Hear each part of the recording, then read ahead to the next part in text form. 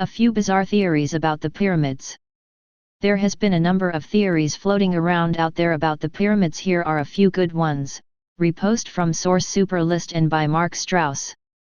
The ancient Egyptians built the pyramids to inspire awe, but could they have known that they would also inspire idiocy? For millennia, individuals have gazed upon these edifices, seeing them not as they are, but as projections of their own beliefs. Here are 10 of the strangest theories. No aliens required. 1. The pyramids were built to store grain. Medieval Europeans believed the pyramids were granaries described in the Old Testament. Egypt's pharaoh was disturbed by dreams in which 7 lean cows devoured 7 fat cows and 7 withered ears of grain consumed 7 healthy ones. Joseph interpreted the dreams to mean that there would be 7 years of abundance in Egypt followed by 7 years of famine. He advised Pharaoh to begin storing surplus grain. The description of the pyramids as Joseph's granaries stretches as far back as the 6th century, when they were identified as such by Gregory of Tours in his History of the Franks. The theory was further popularized by works such as the Book of John Mandeville, a hugely popular 14th century travelogue that at one point notes, "I will speak about something else that is beyond Babylon across the Nile River towards the desert between Africa and Egypt.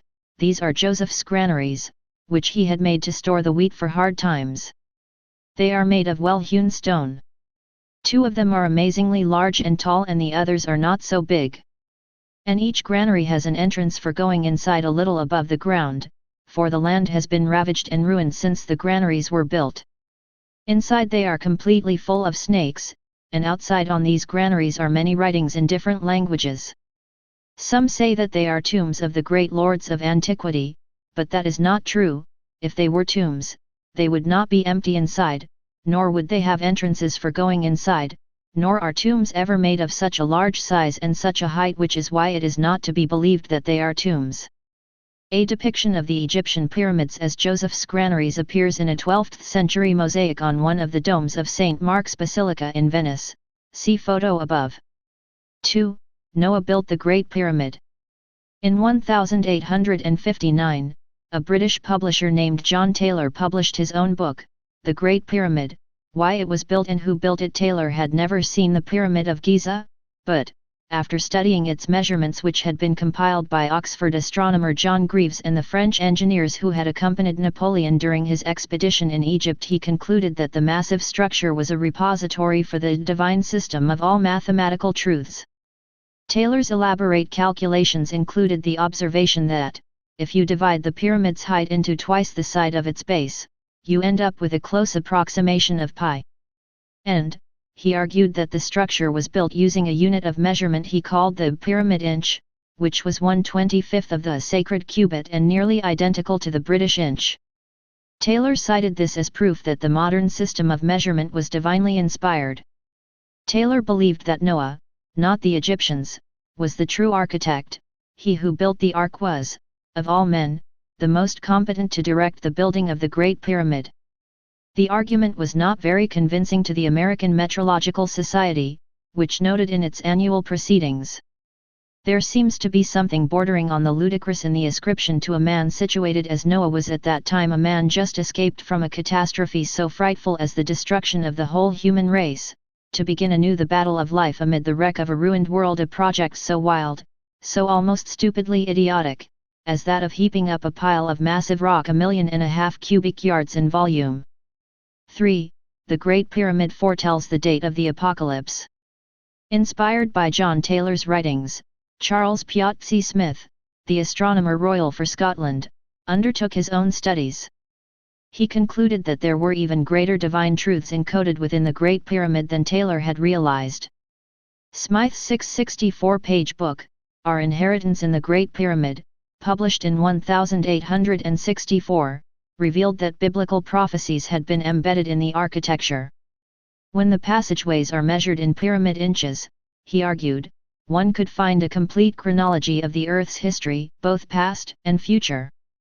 Smith claimed, for instance, that the beginning of a sloping passage called the Grand Gallery marked the birth of Christ, and 33 inches later the crucifixion, the number 33 corresponding to the year of Christ's death. Depending upon how one measured the complete length of the Grand Gallery, it terminated at a point between 1,881 and 1,911 pyramid inches. Smith interpreted this to be the period of Great Tribulation preceding the Second Coming of Christ. Smythe's calculations contributed to the belief among some Christians that the apocalypse would come in 1881. The idea was satirized in a January 5, 1881 column published in the New York Times. The distinguished astronomer, as everyone knows, has long since proved to his own satisfaction that the pyramid is a neat and handy compendium of history and prophecy.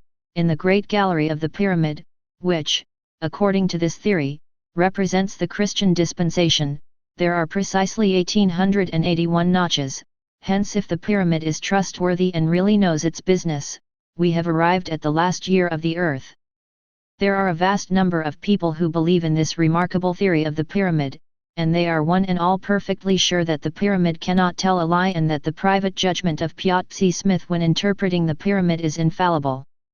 These pyramidal Christians are, therefore, preparing themselves for the last day, and in case they should happen to be disappointed and to be under the unpleasant necessity of making New Year's calls in the snow on the 1st of January 1882, they will probably blaspheme the pyramid and lose all faith in man and stones. 4. Satan built the Great Pyramid. Joseph T. Judge Rutherford, a leader of the early Jehovah's Witness movement, was determined to put an end to the Christian pyramidology espoused by his predecessor, Charles Taze Russell. Rutherford wrote a two-part article appearing in the November 15 and December 1, 1928 editions of the Watchtower titled, "The Altar in Egypt," wherein he declared, "It is certain that the Pyramid of Gizeh was not built by Jehovah God, nor was it built at his command.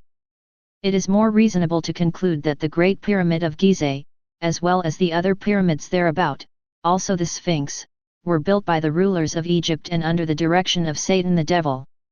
Then Satan put his knowledge in dead stone, which may be called Satan's Bible, and not God's stone witness. In erecting the pyramid, of course, Satan would put in some truth, because that is his method of practicing fraud and deceit. Satan is a wily foe. He resorts to all manner of schemes to draw men away from Jehovah and his service. One of the most subtle schemes Satan has yet adopted to accomplish that purpose has been and is the use of the Pyramid of Gizeh. There are those who rely upon the pyramid who claim to be of Christ and his followers. We now wonder why we ever believed in or devoted any time to the study of the Pyramid of Gizeh. Not only will we abandon such a study now, but we will ask God to forgive us for wasting the time that we put in on it and redeem the time by hurrying on to obey His commandments. 5. The pyramids were originally hills. An article appearing in the October 12, 1884 edition of the Fort Wayne Journal-Gazette reports on a scientific conference held in Philadelphia, where a paper was presented that offered a unique theory of how the pyramids were constructed. The object of the paper was to establish the fact that pyramids were built from the top downward. The theory is that the pyramids were isolated hills, used as quarries from which stones were drawn for edifices, and hence the excavations. The hills were, in the course of time under the management of competing engineers, cut into pyramids as they now appear. There are instances where isolated hills are found, and the theory is not in that respect wholly incredible. That sovereigns conceived the idea to have the old quarries cut and shaped so as to become monuments commemorating events is not at all improbable. The idea may be the correct one, and if established will explain many things which have been real mysteries to this day in regard to the monster structures known as the Egyptian pyramids. 6. Atlantis built the pyramids. 11. Ignatius Loyola Donnelly, a former congressman from Minnesota, became obsessed with the legend of Atlantis and, in 1882, published a popular history, titled Atlantis, the Antediluvian World. Among his theories, listed in the first chapter of the book, that there once existed in the Atlantic Ocean, opposite the mouth of the Mediterranean Sea, a large island, which was the remnant of an Atlantic continent, and known to the ancient world as Atlantis. That the description of this island given by Plato is not, as has been long supposed, fable, but veritable history. That Atlantis was the region where man first rose from a state of barbarism to civilization. That the implements of the Bronze Age of Europe were derived from Atlantis. The Atlanteans were also the first manufacturers of iron. Donnelly argued that, at the height of their civilization, the Atlanteans established colonies around the world and that the oldest of these was probably in Egypt, whose civilization was a reproduction of that of the Atlantic island. As evidence for his claim that the Atlanteans had set up colonies around the world, Donnelly pointed to the tremendous similarities between the pyramids of Egypt and those of Mesoamerica. It's a theory that still persists among true believers today. But, as archaeologist Kenneth Feder has pointed out, there's abundant evidence to the contrary. The pyramids of the Old and New Worlds do not look the same. New World pyramids are truncated with at-tops, that is, their four faces are not triangles, they are trapezoids, while Egyptian pyramids are true geometric pyramids, four triangular faces joining at a common apex. New World pyramids have stairs ascending their faces, Egyptian pyramids do not. New World pyramids served as platforms for temples, Egyptian pyramids were burial chambers for dead pharaohs, only a very few Mesoamerican pyramids contain burials. The construction methods were different. Most Egyptian pyramids represent a single construction episode, whereas Mesoamerican pyramids usually represent several building episodes, one on top of another. Finally, if Mesoamerican and Egyptian pyramids are hypothesized to have been derived from the same source, Atlantis or elsewhere, they should date from the same general period. But Egyptian pyramids were built between about 5,000 and 4,000 years ago. Those in Mesoamerica are all less than 3,000 years old and most are considerably younger, dating to less than 1,500 years ago. Furthermore, the pyramids on both sides of the Atlantic date to well after the supposed destruction of Atlantis some 11,600 years ago. Nonetheless, the endurance of this myth was vividly revealed last year, when two German nationals, Dominique Gorlitz and Stefan Erdmann, were arrested for vandalizing the Great Pyramid of Giza. Gorlitz and Erdmann acknowledged their acts, and even went so far as to post photographs and videos of themselves vandalizing the archaeological sites. However, they claimed their goal was a noble one, to prove their alternative history conspiracy theory that the pyramids were not built by ancient Egyptians. The men are apparently convinced the cartouche identifying Khufu as the creator of the Great Pyramid at Giza is a fake, and they hope to do an analysis on the pigments to prove they were not as old as the pyramids themselves. In essence, they claimed, Pharaoh Khufu simply put his name on, and took credit for, pyramids that had been built thousands of years earlier by people from the legendary city of Atlantis. They accuse mainstream archaeologists of covering up or willfully ignoring evidence pointing to non-Egyptian origins of the pyramids. 7. Israel is plotting to steal the pyramids. Egyptian researcher Amir Gamal recently told Elif newspaper that Israel has launched a plot to falsify history to show the Jews built the pyramids. Gamal said Israel does not send its own Jewish archaeological teams to Egypt because that would expose its plot. Instead, Israel sends missions to Egypt under the guise of other nationalities while making sure the leaders of the foreign archaeological missions are Jewish, he said. In addition to claiming the Jews constructed the pyramids, Gamal said Israel is plotting to prove that the Egyptian king Shoshankai, the founder of the 22nd dynasty in the middle of the 10th century BCE, was the biblical king Shishak. Biblical accounts say Shishak invaded Judah during King Rehoboam's reign and took treasures from the first temple in Jerusalem. Gamal believes Israel is seeking to claim that gold and jewelry found at an ancient burial site at Tanis in Egypt are part of Solomon's treasures. This is not the first time the alleged role of the Jews in ancient Egyptian history has caused controversy in Egypt. Earlier this year, Egyptian journalist Ahmed Al-Gamal called on Cairo to sue Israel for the costs of the 10 deadly plagues visited on the Egyptians during the time of Moses. And, in 2003, a prominent Egyptian legal scholar announced he was preparing a lawsuit against Jews around the world over gold that was stolen during the exodus from Egypt. 8. Levitation was used to build the pyramids. 12. Levitation appears as a common theme among fringe pyramid theorists. The famed psychic Edgar Cayce, who believed the pyramids were built by a consortium of Atlanteans, Egyptians, and Caucasians from southwest Russia, claimed the ancients used their extraordinary mental powers to lift the massive blocks into place. Andrew Collins, author of the book, Gods of Eden, Egypt's Lost Legacy and the Genesis of Civilization, cites a 10th century Arab historian who recorded a folk tale. Inscribed magical papyri were inserted beneath the stone blocks used in the construction of the pyramids, before the latter were struck by an instrument of some sort, plausibly a rod or stave. Somehow this induced them both to rise into the air and travel for a distance of a bowshot. Collins concludes that, by striking the stones, the ancient Egyptians were able to set up some kind of sustained sound vibration that enabled the building blocks to defy gravity and move over the ground for a distance of around 86.5 meters, before they would have to be struck again to achieve the same result. After producing an initial thrust, they would have been able to take advantage of Newton's first law of motion. Recent, legitimate, research into the field of acoustic levitation has been seized upon as further evidence that the Egyptians, along with the builders of Stonehenge and the statues on Easter Island, had mastered this science. 9. The pyramids align with the constellation of Orion. Astronomy played a role in the design and construction of the pyramids. The Great Pyramid of Khufu, for instance, contains 4 shafts aimed toward the meridian in the sky. When it was built, 2500 BC, these shafts were aimed at the transit points of Thuban, Sirius, Kochab and Orion's belt. Apparently, the shafts served to direct the spirit of the dead pharaoh towards these key stars. Thuban and Kochab were circumpolar imperishable ones, stars that never die, while Orion represented the deity Osiris and Sirius his consort, Isis. But Robert Bauval, in his book The Orion Mystery, took Egyptian astronomy a step further, claiming that there is a correlation between the location of the 3 largest pyramids of the Giza pyramid complex and the 3 stars that form Orion's belt.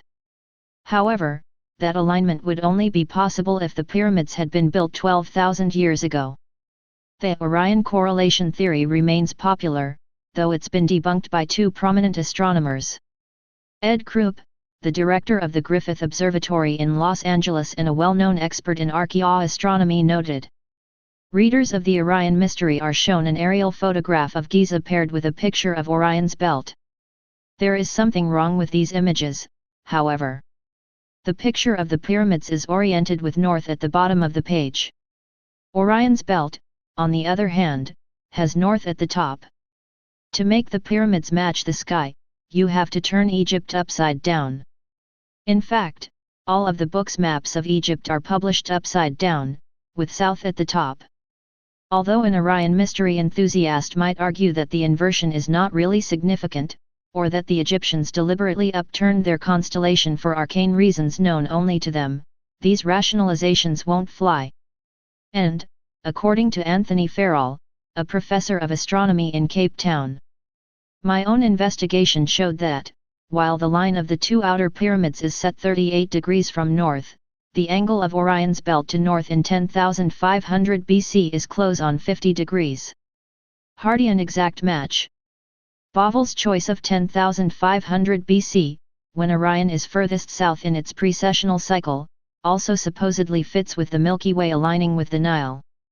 But the course of the Nile is variable, and we do not now know where it ran in 10,500 BC with any accuracy. 10. Pyramid power. The idea that the very shape of the pyramids makes them capable of harnessing regenerative powers probably traces its origins to the first discoveries of the well-preserved mummies in Egypt. In the early 20th century, French researcher André Bovis tested the theory by building a scaled-down replica of the Great Pyramid and placing raw meat inside to see if it rotted. Hearing of these experiments, Czech radio engineer Karl Drabel built a cardboard pyramid and claimed that it had actually sharpened his razor blades. In 1959, he was granted a commercial patent for his Cheops razor blade sharpener. But, pyramid power's golden age was the 1970s. At the time, San Francisco-based writer Bill Sievert Riley observed that it was the perfect pop phenomenon for the Jimmy Carter era. It's simple, it requires no great commitment, and anyone who can afford a piece of cardboard can participate. Depending on the literature and advertisements you read, there were no limits to what pyramids could accomplish: sharpen cutlery, age wine, remove the bitterness of coffee, preserve foods, purify tap water, strengthen TV reception, reduce pain and, of course, assist in meditation. As has been the case so frequently during the past 500 decades, Sievert wrote, pyramids can still make fools of many learned people.